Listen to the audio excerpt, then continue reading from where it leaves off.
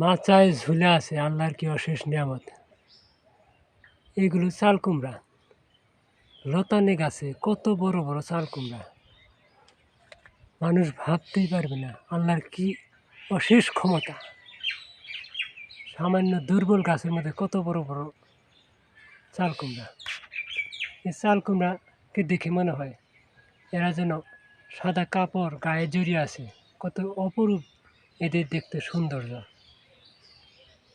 চাল কুমড়া আগেকার দিনে মুরব্বীরা বলতো যে তেলযুক্ত অর্থাৎ বড় বড় কই মাছ দিয়ে খেতে খুব মজা। এখন আর সেই কই মাছও নেই, আর সেই মজাও নেই। এই চাল কুমড়াগুলো দেখার মতো খুব সুন্দর, মাথায় ঝুলে আছে।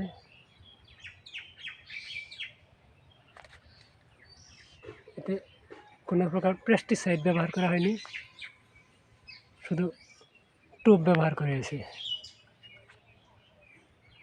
এখানে আমার প্রতিবেদন শেষ করলাম। আসসালামু আলাইকুম।